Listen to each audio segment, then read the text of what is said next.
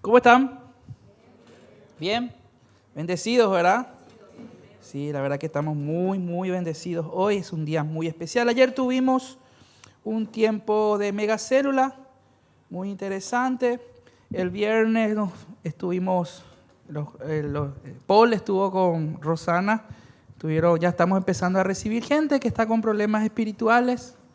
El viernes hubo una liberación. Ayer nos visitó un borracho, ¿verdad? No era de la Arbolada, era de otro lado. Pero qué bendición que empiecen a venir la gente con necesidades, ¿verdad que sí?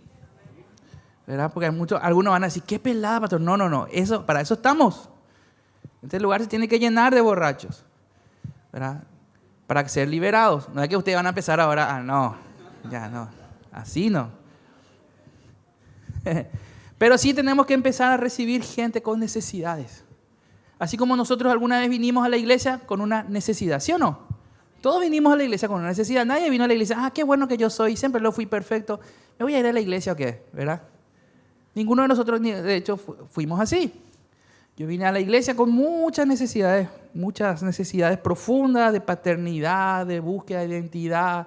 Tenía 15 años y Dios me llenó totalmente y hoy estoy aquí sirviéndole por eso, porque Él suplió mis necesidades. Y la iglesia está llamada a eso. Ahora, estamos muy contentos por lo que Dios está haciendo también con los matrimonios. Qué clave que es un matrimonio que le sirva a Dios. Ustedes vieron cómo fuimos bendecidos con este matrimonio precioso de J y Jessy, ¿verdad? Yo les conozco a ellos desde que eran chiquititos. Así, famoso. Y realmente estuve en el casamiento de ellos, ¿verdad? Y ver cómo Dios unió a una pareja con un propósito y ese propósito se está levantando y se está extendiendo. Ellos ni se imaginan lo que Dios va a hacer con ellos. Pero hay que estar pegados a la vid. ¿Se acuerdan que la otra vez hablamos de eso? Y proyectarte. Ayer estuvimos hablando de la fe, de que es la certeza de lo que se espera. Tenemos que estar bien certeros de qué es lo que queremos. Hay matrimonios que se casan y se casan porque se gustan, ¿verdad? De hecho, que suelo hablar con algunos noviazgos, ¿verdad? Unos chicos que se ponen de novio 12, 13 años y le digo, ¿por qué te pones de novio tan joven? No, y que nosotros tenemos muchas cosas en común. ¿En serio? ¿Y qué tienen en común? Y a los dos nos gusta usar championes Nike. Está bien, o sea, son cosas que tienen en común, pero con eso no se fundamenta un noviazgo y mucho menos un matrimonio. Pero cuando tenemos certeza de lo que queremos, Dios nos empieza a unir y esa unidad hace que podamos producir lo que se llama sinergia, que es potenciar la energía que Dios nos dio, potenciar el llamado y la unción que Dios nos da. La otra vez estaba dando una charla a los jefes de la iglesia, de la central, sobre el tema de las emociones tóxicas. Y yo le decía que a mí mi esposa me ayuda mucho en cuanto a las emociones tóxicas que pueden venir sobre mi vida. Y una de esas emociones tóxicas viene a raíz de que me considero una persona muy creativa. Y eso es muy bueno, ser creativo. Pero también ser creativo te tiene un conflicto de que suponemos mucho. Ya tenemos la mente a mil y pensamos, este pasó por esto y esto y esto, y va a pasar esto y esto y esto. Y yo le dije a los jefes, le decía, gloria a Dios que tengo una esposa que me dice, mira, René, estás suponiendo demasiado, no supongas más. Entonces me dicen los jefes, tu esposa es psicóloga también, ¿verdad? Le digo, no, mi esposa es periodista. Pero de tanto convivir con un psicólogo, ya ella es más psicóloga que cualquiera, ¿verdad? Ya entiende. Pero ¿por qué? Porque como matrimonio vamos potenciando, nos vamos complementando, nos vamos ayudando. Así que jóvenes, ¿verdad? Les recuerdo que el culto es a las 10. Hoy llegaron 10:35 algunos, ¿verdad? Para que vean, el pastor controla todo. Está adorando casi con un ojo cerrado, no, el otro mira, así que es lo que pasa. Pero, ¿qué le quería decir, jóvenes? No se apuren. Hay 3 preguntas que ustedes tienen que hacerse. Primero es qué van a hacer con Dios. Segundo es qué van a hacer con su vida. Y cuando respondan a qué van a hacer con Dios y qué van a hacer con su vida, después pueden responder con quién van a compartir su vida. ¿Está bien? Amén. Ahora ya se pueden retirar porque ya recibieron la palabra. No, mentira. Hay una palabra muy importante para ustedes también. Quiero compartir con ustedes algo que para mí es clave. Porque escucho mucho, me dicen mucho, ¿sabes qué, René? ¿Sabes qué, pastor? ¿Sabes qué, Capé? Porque me llaman de todas formas, ¿verdad? A uno ya me dicen doctor también, ¿verdad? Y no soy doctor, ¿verdad? Cuando alguien me dice doctor, yo sé que generalmente los que me dicen doctor son esos futbolistas a quienes les di charlas. Me fui a hacer mi habilitación en esta semana, no les digo cuándo, porque si no van a pillar si lo hice antes o después, ¿verdad? Me fui a hacer mi habilitación y me encontré con un gestor, ¿verdad? Ustedes conocen los gestores en la municipalidad, ¿verdad? Y me dice, doctor, ¿verdad? Yo te voy a gestionar tu papeles, ¿verdad? Y como he visto la fila, 1.500 personas, entonces dije, dale, genial. ¿Y cuánto me vas a cobrar? No te voy a cobrar nada. Vos me ayudaste mucho en el tema, en el club, ¿verdad? Donde te fuiste a dar la charla. Entonces yo dije, gloria a Dios, ¿verdad? Uno va cosechando lo que sembró, ¿verdad? Pero esa gente siempre, los jugadores siempre me dicen doctor, ¿verdad? No sé si por costumbre o por qué, pero todos me dicen, René, tenemos un problema. Oramos y Dios no nos responde. Es más nos picha cuando al de al lado ya le responde. ¿Verdad? ¿Pasa o no pasa eso? Y yo oro y hay veces que Dios parece... Y a mí me pasó y me pasa, de hecho, que hay días que yo le digo, hola Señor, y siento su presencia y me siento mimado y como que Dios me hace todo chulinita. Y hay veces que estoy orando y me parece que le estoy hablando a la pared. Se me hace que la pared va a abrir su boca y me va a decir, deja de hablar, ¿verdad? Porque hay veces que su presencia está presente ahí y hay veces que no. Y cuando no, es porque tenemos que empezar a buscar más de Él. Más de Él.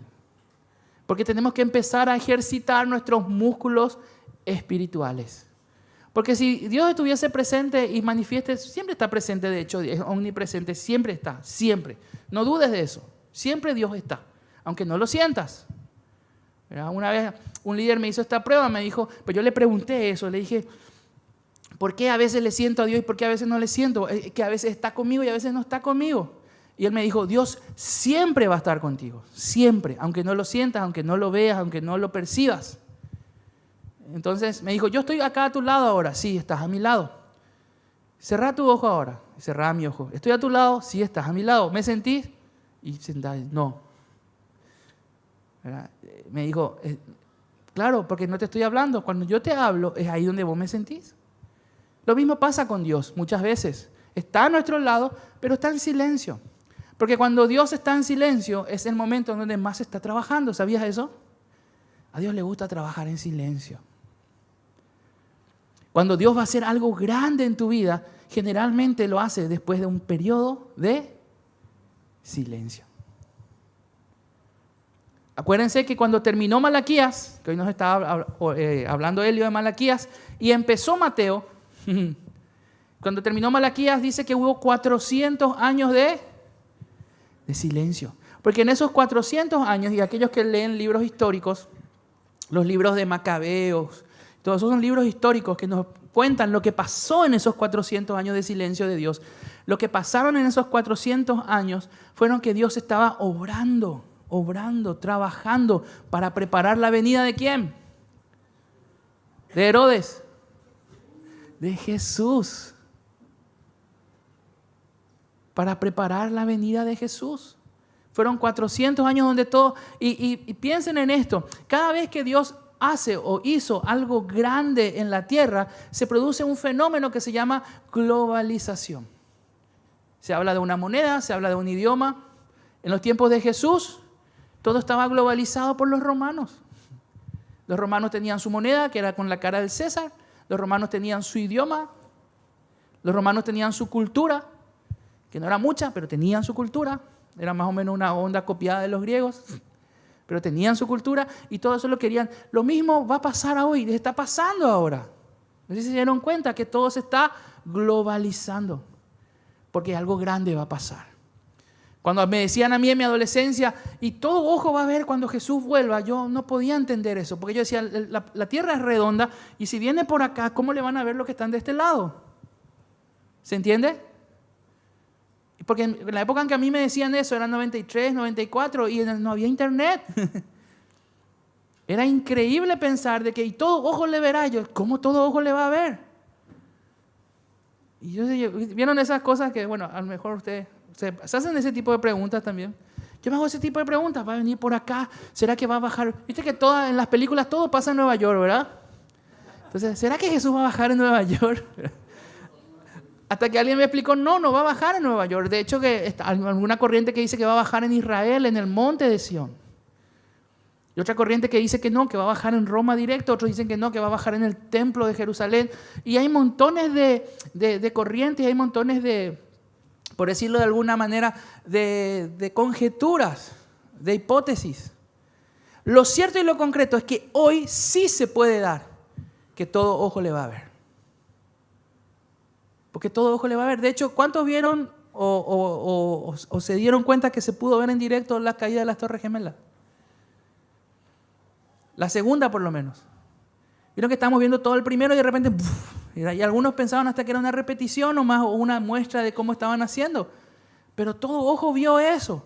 De hecho, que yo les cuento de esa, y los que tienen edad, los jóvenes, algunos ni no nacieron todavía cuando eso, pero los que tienen edad se acuerdan, en ese día yo estaba haciendo tal cosa, o pasó tal cosa, recordamos ese día.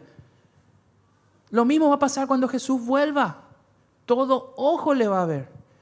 Y entonces ahora estamos en un tiempo donde muchos hablan de que hay silencio de Dios. Y en muchos lugares hay un silencio de Dios. De hecho que hay como una, ¿cómo se llama? Como una apatía espiritual en muchos lugares. Hay una apatía espiritual. Nosotros no sentimos eso porque tenemos una iglesia donde Dios siempre se hace presente y manifiesta su presencia. Y gloria a Dios por eso.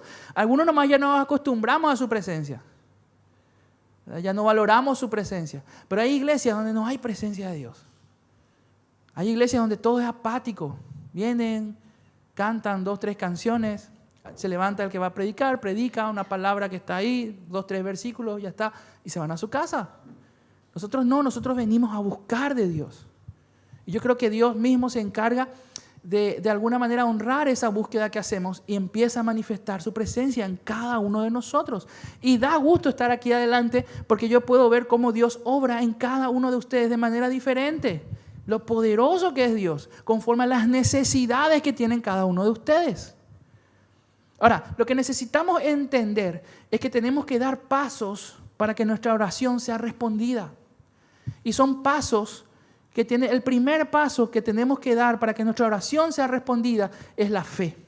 Es la fe en Dios y la fe en su palabra. Tenemos que tener fe.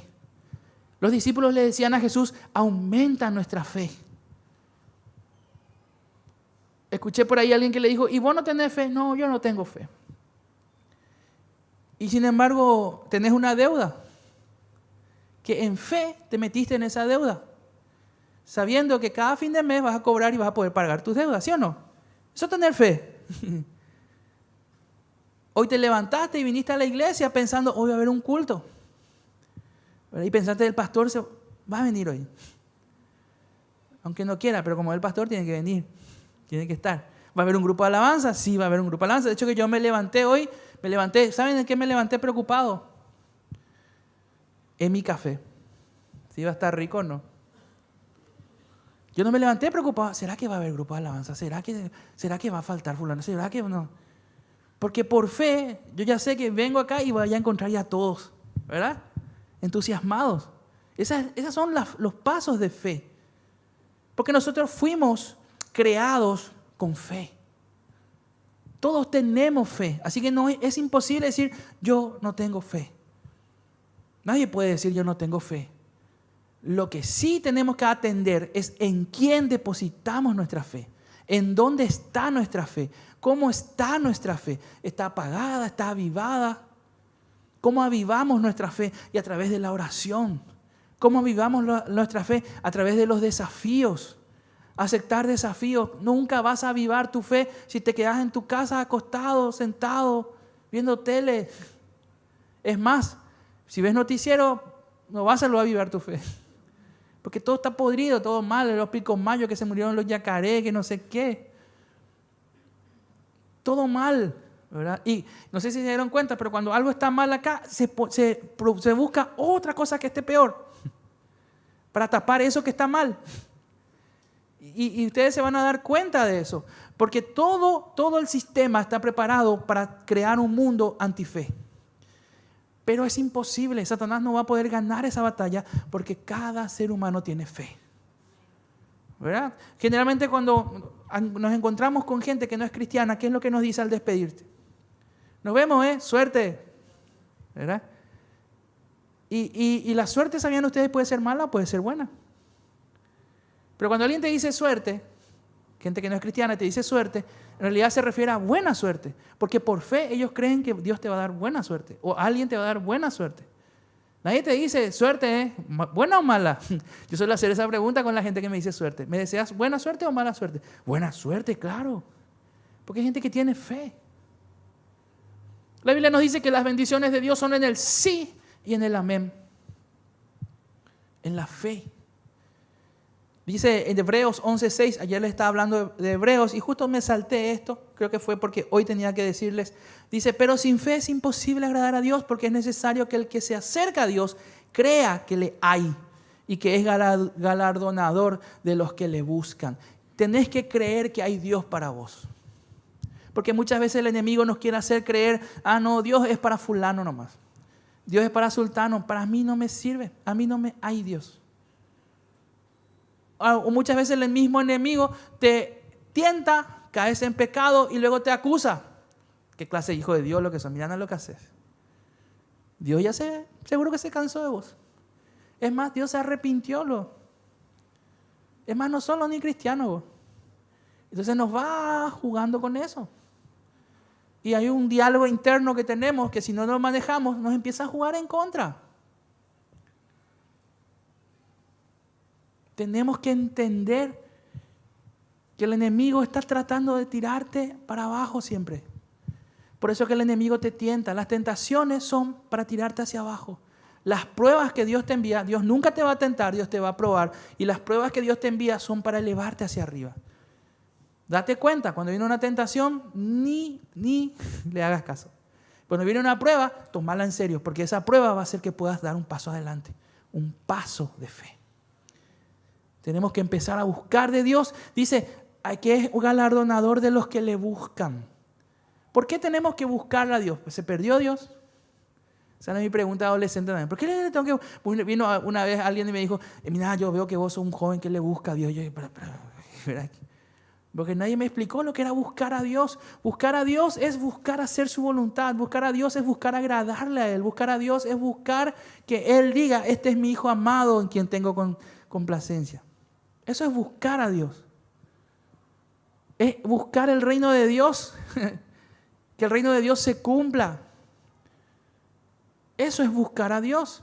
Y tenemos que empezar a buscar a Dios. Y el primer paso es que tener fe en Dios y en su palabra. Hay un segundo paso. Acá ya se complica un poco. Porque si bien la fe lo tenemos algo innato, la fe nacemos con fe, tenemos fe. Por eso que Jesús le decía a sus discípulos, si tuvieras fe como un grano de mostaza, aunque sea chiquita tu fe, igual, si tu fe tiene un potencial de crear un bosque. No importa el tamaño de tu fe, lo importante es en quién está puesta tu fe. El segundo paso ya es un poco más complicado, complejo a lo mejor, pero es necesario. Y el segundo paso es tener una pureza de vida y un corazón sincero. Pureza de vida y corazón sincero. La palabra nos cuenta que Jesús se encuentra en un pozo con una mujer. Y esta mujer iba a buscar agua como todos los días y se encuentra con Jesús ahí. Y Jesús le dice a esta mujer, dame de beber. Y esta mujer samaritana se sorprende de que Jesús le hable porque los judíos no le hablaban a los samaritanos y mucho menos a una mujer. Porque en aquel tiempo la cultura hacía que la mujer ni tenía que hablar ni tenía que decir nada. La mujer era solamente ahí tenía que estar para juntar agua y criar a los hijos. Esa era la cultura de ese tiempo. Una cultura totalmente machista y Jesús rompe esa cultura. Porque empieza a hablar con una mujer. Después nos dice la Biblia que vinieron sus discípulos y se sorprendieron de que hablaba con una mujer. ¿Qué piensa Jesús con una mujer? ¿Está hablando? No va a ser. Pedro ahí iba a decir, no va a ser. Pedro fue el que inventó el no va a ser.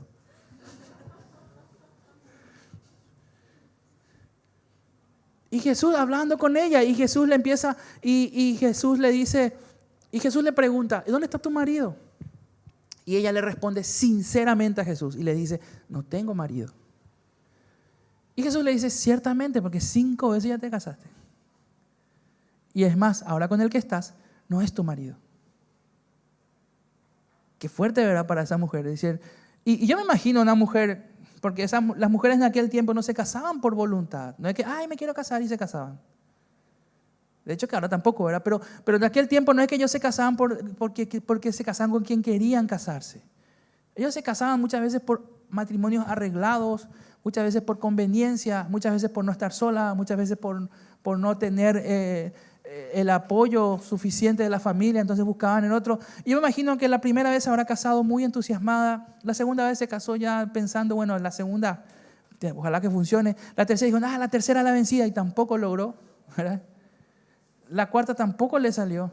Y en la quinta ya me imagino que ya... Es más, estaba tan bajoneada y decepcionada la quinta vez que la sexta ya ni se casó, se acompañó nomás ya. Medio que si te casaste 5 veces y no te funcionó, medio que ya no crees tanto en el matrimonio, ¿verdad? Imagínense el corazón de esta mujer, lo frustrante, lo fracasada que se sentía seguramente. Y hablando con un hombre, y hablando con un maestro, hablando con un rabí, porque Jesús era un rabí de la época, era una autoridad espiritual de la época. Y hablando con esta persona no le empieza a dar, porque ella ya se habrá preparado. Cuando Jesús le dice eso, ya se preparó para recibir la bajada de caña. Ya se preparó para recibir la exhortación espiritual. Ya se preparó para que Jesús le diga, mira, sos una pecadora, aléjate de mí, ¿verdad? Para derramar el agua que ella le había servido. Pero Jesús hace algo impresionante. Jesús le empieza a hablar de adoración. Y Jesús le dice algo y esa mujer, tratando de desviar el tema, le dice, no, pero nuestros padres adoraron en este monte, ¿dónde es lo que se va a adorar? Tratando de desviar el tema porque me sorprendía, porque ¿qué hace este hombre hablándome de adoración a mí, que soy una mujer pecadora? Y Jesús le dice, va a llegar un tiempo en el que ya no se va a adorar más ni en este monte ni en otro monte, van los adoradores, van a ser adoradores que me adoren en espíritu y en verdad. Y por mucho tiempo se ha predicado, de hecho que yo lo hice, que la palabra adoradores en espíritu, el que adora en espíritu es claro, obviamente Dios es espíritu y tenemos que adorar en espíritu. Y para adorar en espíritu tenemos que tener el espíritu vivo. Si no le conocemos a Jesús, tenemos el espíritu muerto, una cuestión muy lógica. Necesito que Jesús, cuando venga a mi vida, reviva el espíritu que tengo, el espíritu que tenía muerto, porque cuando pecamos tenemos muerte espiritual. Entonces, yo le adoro en espíritu a través de Jesucristo. Y la palabra verdad ahí no es la palabra veritas. La palabra verdad ahí es la palabra aletheia. Aletheia significa es sin y letheia es ocultar. O sea que cuando Jesús le dice en verdad, lo que le está diciendo es así como sos, sin ocultar nada. Sin ocultar nada. Tenemos que adorar a Dios en espíritu, porque Dios es espíritu, y sin ocultar nada. ¿Por qué? Porque realmente a Dios no le podemos ocultar nada. Decí conmigo, nada. Nada, nada, nada. Nada, nada, nada, nada, nada. Porque viste que para el paraguayo decir nada o decir todo no es nada, ¿verdad? No es todo, ¿verdad? ¿Hiciste todo tu tarea? Sí, hice todo. Y ese me falta para hacer todito, ¿verdad?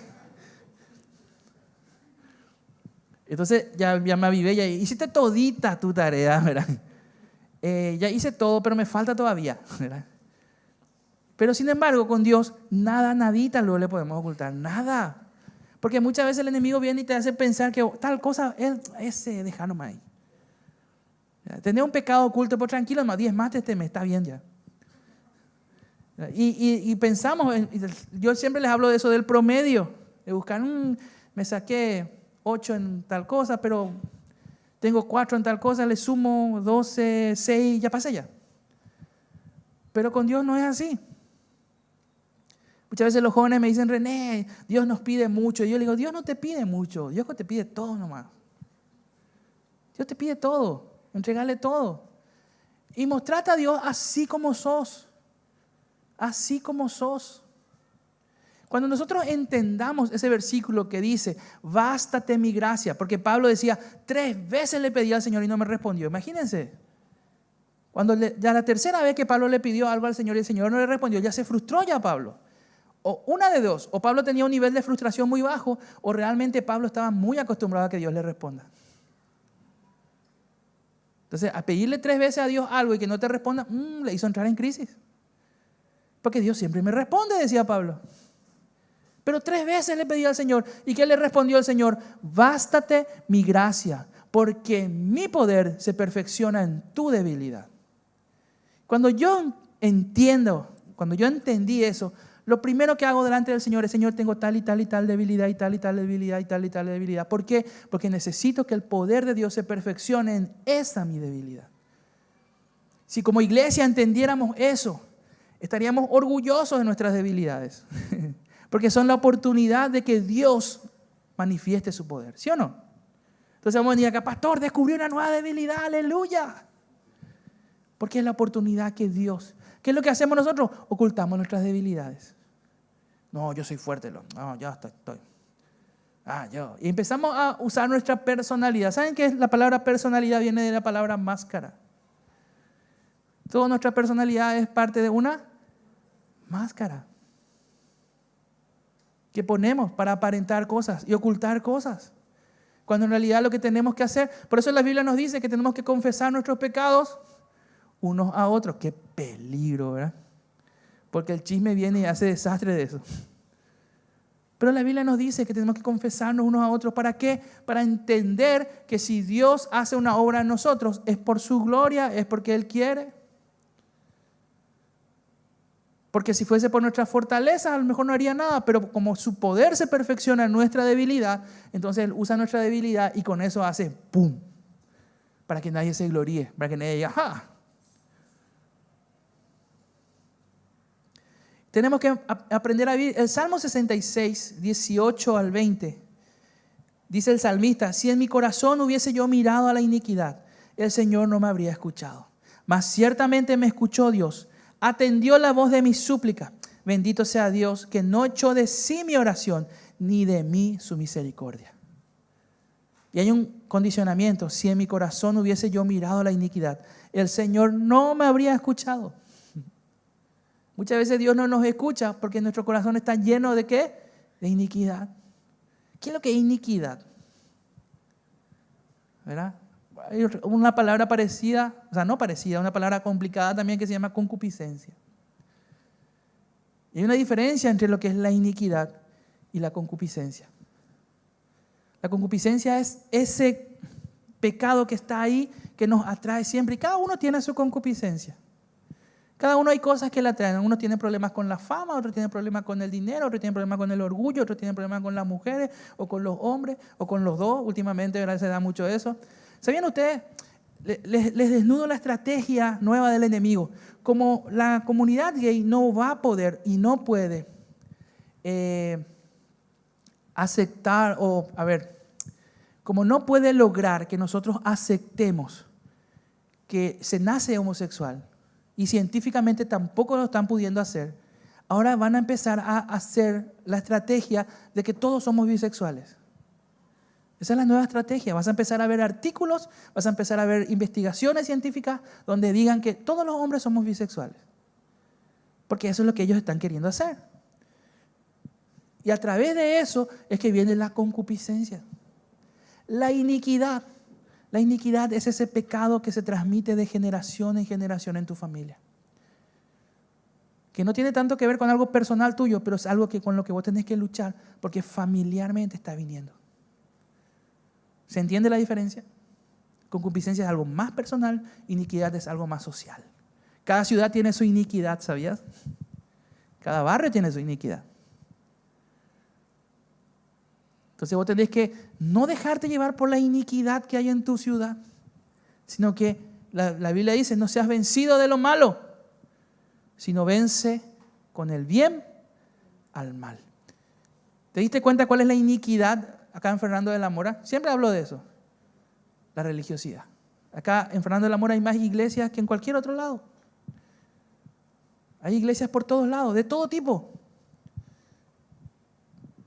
Entonces hay una religiosidad que se quiere establecer, pero Dios quiera y empecemos a orar para que se levanten iglesias no religiosas, sino iglesias llenas de la presencia de Dios. Entonces cuando estás pasando frente a una iglesia, la iglesia bautista que está acá sobre la hora, orar para que Dios manifieste su presencia ahí. De hecho que Tengo amigos ahí y me consta que sí. Cuando pases por CFA Tres Bocas, que en realidad está dentro de Fernando de la Mora, orá por eso también. Es más, cuando pases por la iglesia mormón, orá que Dios manifieste su presencia ahí y se arrepientan todos y digan, ¿qué es lo que hacemos acá? Acá no está Dios. Y empiezan a salir de ahí. Empieza a orar, que las iglesias que son religiosas se empiecen a cerrar y que las iglesias donde están la presencia de Dios se empiecen a llenar. Y yo sé que hay gente acá que vive en otras ciudades. En Ñemby, yo vivo en Ñemby. ¿Cuál es la iniquidad en Ñemby? Las cachacas, van a decir, ¿verdad? Algunos músicos, pero iniquidad es... Claro, pero todo lo que conlleva la cachaca y todo lo que trae la cachaca. Escuchar nomás, leer nomás las letras de la cachaca. Y te vas a dar cuenta de todo lo que conlleva eso. Mariano Roque Alonso, Capiatá. Cada ciudad tiene su iniquidad. Entonces, ¿qué dice? Si en mi corazón hubiese yo mirado la iniquidad, si en mi corazón yo hubiese empezado a ser parte de la iniquidad. Por eso es que nosotros tenemos que vivir santos. ¿Qué es ser santo? Ser santo no es ser perfecto. Ser santo es vivir apartado para Dios. ¿Se entiende? Apartado de la iniquidad. Acá hay una iniquidad, yo me salgo de acá. No voy a ser parte de esa iniquidad. Tenemos que empezar a ser sabios en eso. ¿Por qué? Porque ser sabios en eso va a hacer que nuestra oración se escuche. El salmista decía, atendió la voz de mi súplica, mas ciertamente me escuchó Dios por el simple hecho de no participar en la iniquidad. No participar. Si vivías en encarnación, te iba a decir, no participes de la iniquidad del carnaval. Es una iniquidad que se transmite de generación en generación. Estábamos en la reunión, estamos participando en una reunión con Aristides sobre el Fondo de Desarrollo, la Comisión de Desarrollo Social en Fernando de la Mora. Y en esa reunión estábamos ahí y dice, tenemos que volver, dice uno de las personas que estaban en la reunión, tenemos que hacer que vuelva otra vez la cultura. Y dice uno, y la cultura antes era la celebración de la Virgen de tal lugar. Y se perdió eso. Y no sé ni por qué se perdió. Yo decía, gloria a Dios que se perdió. Porque eso, y eso no es parte de la cultura, es parte de una religiosidad, de una religión. La cultura es algo mucho más amplio que eso. Y estamos orando para que ver qué realmente es nuestra cultura. Porque algunos quieren meter Cambacuá. Y Cambacuá es muy interesante. De hecho que está bien, pero en Cambacuá hay muchos ritos paganos, africanos. Y ellos están peleados ahora, están divididos los del ballet Cambacuá. Y gloria a Dios que se pelearon y se dividieron. Ojalá que podamos agarrar la cultura y sacar los espíritus de ellos. Oren por eso también, les pido. Pero tenemos que entender que no podemos participar de la iniquidad si queremos que Dios nos escuche. ¿Se entiende? Primer paso, ¿cuál era?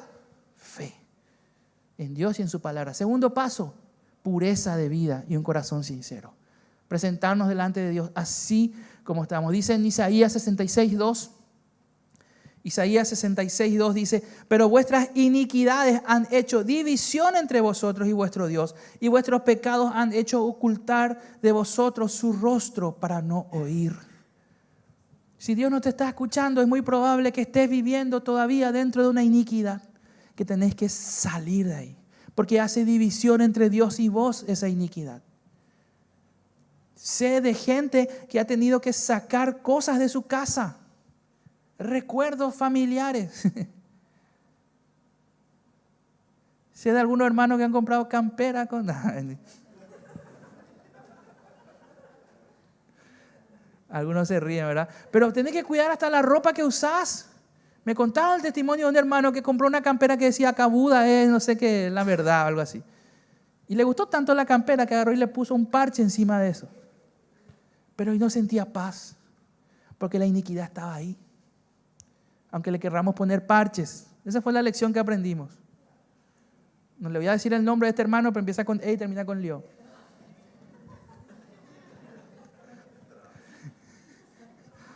Y gloria a Dios que Dios le habló a Helio, porque Helio me habló a mí y yo ahí entendí, claro. Porque Dios le reveló a Helio eso, le dijo, no, aunque le pongas parche a la iniquidad siempre va a estar ahí. Y nosotros muchas veces hacemos eso, nos reímos ahora de Helio, pero ¿cuántas veces vos no hiciste eso? Ah, no, ese con un budita nomás. Ese con ¿cómo se llama el queco ese que le pone cigarrillo para que fume? Es un recuerdo nomás. Cuando yo viajo a otros países, ¿verdad? Cuando estuve por Israel, por Egipto, no, mentira, nunca fui por ahí, pero Dios quiera que pueda ir, ya se quedaron todos así. Cuando vas a otro país, cuando vas a traer recuerdos, analiza bien lo que estás trayendo. Cuando vas a traer cosas para tu casa, cuando vas a comprar cosas para tu casa, analiza bien, porque pueden ser cosas llenas de iniquidad. Saca la iniquidad de tu casa. Saca la iniquidad de tu casa. Si tu tele es producto de iniquidad, sácalo. Ver el conejo, eso es iniquidad. ¿Cómo vas a ver? No, mentira. Cada uno es libre de hacer lo que quiera, pero para mí eso es iniquidad. Pero empezá a sacar la iniquidad de tu casa. Es importantísimo para que Dios pueda escucharte. Porque la palabra de Dios nos dice que la iniquidad produce división entre nosotros y Dios. Ese es un segundo paso. El tercer paso, disposición a aceptar la voluntad de Dios. Porque muchas veces nosotros le pedimos cosas a Dios y están totalmente fuera de su voluntad. Señor, bendecímela. Yo le digo, Señor, orame, bendecímela, dame un Ferrari, Señor. ¿Para qué pico quiero un Ferrari? Voy a reventar, acá a la media cuadra ya voy a reventar, ¿verdad? Pero no, Señor, vos me tenés que dar en el nombre de Jesús. ¿Cómo no me vas a dar? Yo soy tu hijo amado. ¿Cuántos de ustedes ya no van a dejar de venir a la iglesia si me ven manejando un Ferrari? Este pastor come toda la plata, ¿verdad? Pregunto, ¿puede o no puede Dios darme un Ferrari? Claro que sí. Él hace así a uno de estos que tiene y le dice, yo le voy a dar a este pastor. Y mira, no puede hacer tanto que ora. Pero no es la voluntad de Dios. Porque si la voluntad de Dios es que yo maneje el 0 kilómetros que tengo ahora, por fe. Si esa es la voluntad de Dios, genial. Y si la voluntad de Dios es que maneje un chilere, ¿verdad? Un Funcargo chilere, si esa es su voluntad, lo acepto también. Y con gozo y alegría. Pero tenemos que empezar a entender y empezar a ver que la voluntad de Dios es buena, es agradable y es perfecta. Porque si nos salimos de la voluntad de Dios, aún con cosas buenas, ahí cortamos la bendición de Dios. ¿Se entiende? Entonces, cada decisión que tomes, tenés que hacerlo confiando y con una disposición a aceptar la voluntad de Dios. En Mateo 26, 42 dice, otra vez fue y oró por segunda vez diciendo, Padre mío, si no puede pasar de mí esta copa sin que yo lo beba, hágase tu voluntad. Hágase tu voluntad. Por segunda vez se fue Jesús a orar por algo. Y llama la atención que diga por segunda vez, porque imagínense, si Pablo estaba acostumbrado a que Dios le responda, imagínense Jesús, que vivía en el centro de la voluntad de Dios, siempre que Dios le respondía algo. En el momento en que Jesús dijo, no sé si quiero realmente, Señor, por favor, ayúdame, Dios. Todo lo que tengo que pasar, y Dios le dice, pero Dios, Jesús mismo tiene esa convicción de decir que se haga tu voluntad. Y es fácil orar que se haga tu voluntad cuando sabes que no vas a poder manejar un Ferrari, pero Dios te dio un vehículo. Qué espectacular. Pero cuando la voluntad de Dios es que sufras, cuando la voluntad de Dios es que te peguen, que te crucifiquen, realmente esa era la voluntad de Dios para Jesús. Cada uno de ustedes tiene la voluntad de Dios para cada uno de ustedes. Pero tenemos que entender y aceptar la voluntad de Dios y decir, esta es la voluntad de Dios. Dice en Filipenses 4:11, no lo digo porque tenga escasez, dice Pablo, pues he aprendido a contentarme cualquiera sea mi situación. Tenés que aprender a vivir, a contentarte. Tenés que aprender a vivir en el contentamiento de Dios. Porque si no vas a vivir frustrado. ¿A cuánto no le pasó? El día que gane más, después ganaste más. El día que gane un poco más y ganaste un poco más. Y el día que tenga tanto. Y todo empezó, el día que tenga un sueldo. Pero nunca nos contentamos. Nunca.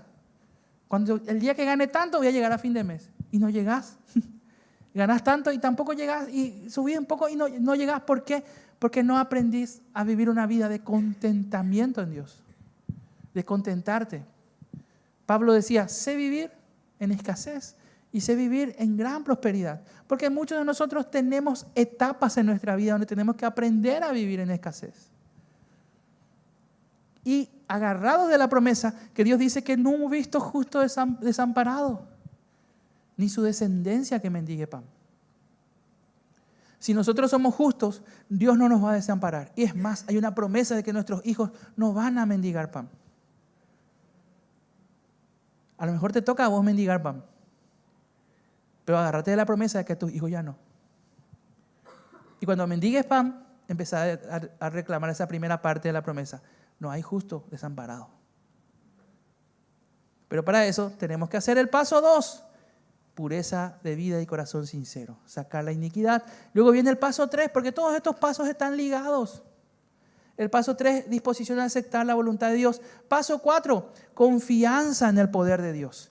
Por tanto os digo, dice Marcos 11:24, por tanto os digo que todo lo que pidiereis orando, creed que lo recibiréis y os vendrá.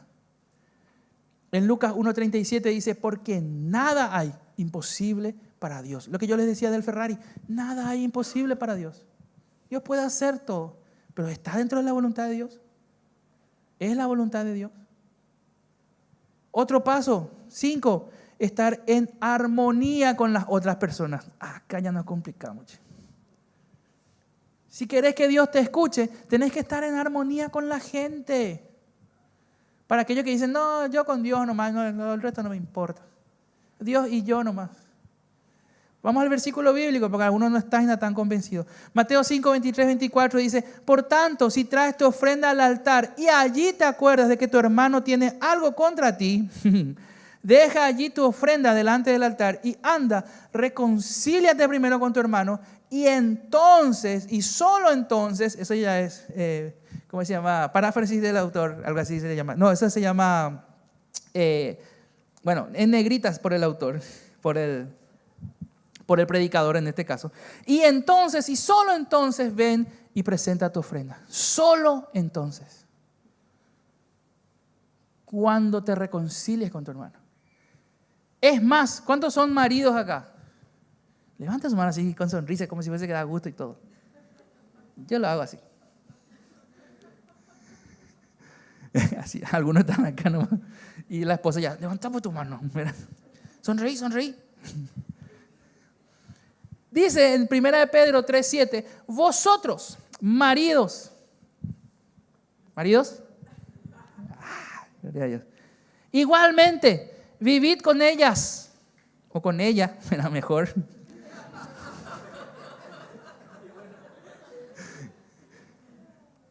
Pero la Biblia es sabia, ¿verdad?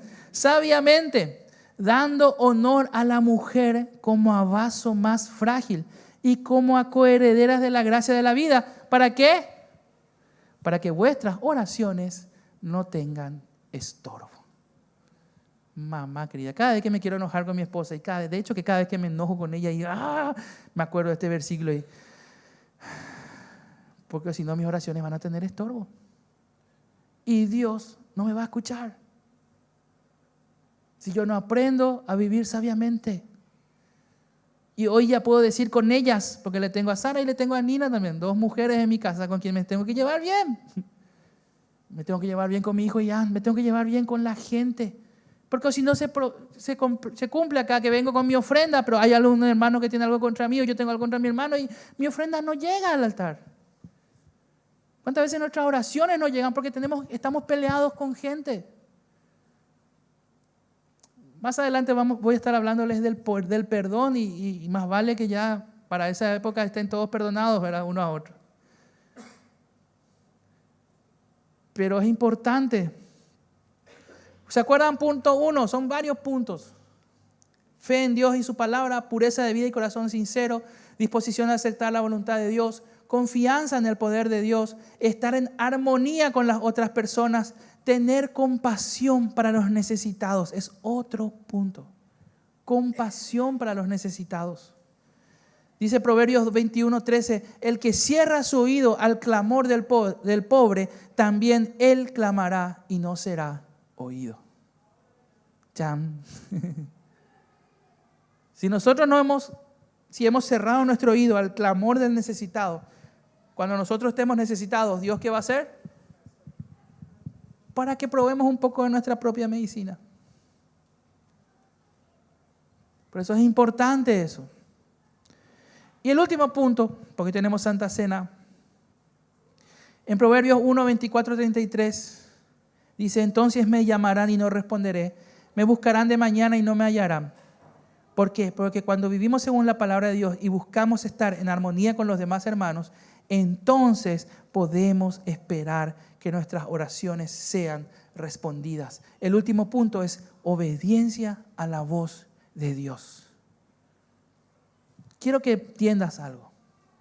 Si vos orás, buscás de Dios, y en el hebreo antiguo esa palabra shakeko, luego, que cuesta que Dios te hable, y Dios te habló, y encima de que Dios te habló, no le obedeces, ¿no te parece un error demasiado grande? O sea, porque muchas veces nos pasa eso, buscamos que Dios nos hable, y Dios nos habla y no lo obedecemos. Entonces, ¿qué es lo que va a decir Dios? Que no le hablo más. Pero Dios en su misericordia nos vuelve a hablar. Porque Dios siempre te da oportunidades. Suelo pensar en eso, ¿verdad? Gracias a Dios que yo no soy Dios. Y me dio mucha tranquilidad cuando la otra vez le escuché al pastor Lozano hablar de eso y decir, bueno, si yo fuese Dios, ¿verdad? A cada persona. Pero no soy Dios y tampoco estoy cerca, ni por si acaso. Entonces lo único que le pido al Señor es: Señor, misericordia para mí y para los demás. Es lo que tenemos que orar, porque cuando Dios derrama de algo, derrama para todos. Si nosotros somos los justicieros de Dios y decimos, Señor, justicia, entonces Dios va a derramar justicia y no nos conviene que también derrame justicia sobre mi vida. Pidámonos más misericordia y en medio de esa misericordia empecemos a dar pasos para que nuestras oraciones sean escuchadas. Primer paso, fe en Dios y en su palabra. Segundo paso, pureza de vida, corazón sincero. Tercer paso, disposición a aceptar la voluntad de Dios. Cuarto paso, confianza en el poder de Dios. Quinto paso, estar en armonía con otras personas. Sexto paso, tener compasión para los necesitados. Y el séptimo, obediencia a la voz del Señor. Generalmente suelo predicar 2 o 3 pasos máximo, pero acá hay 7. 7 para que empieces a buscar de Dios y que Dios empiece a responderte. Y hay un compromiso de Dios, porque Dios te dice, probadme ahora en esto. Y no solamente es para el diezmo, es que si vos obedeces, Dios va a abrir la ventana de los cielos. No estamos hablando solo de dinero, estamos hablando de una obediencia total, una rendición total al Señor. Obedecedme ahora en esto y yo voy a abrir la ventana de los cielos. ¿Pueden ponerse de pie, por favor?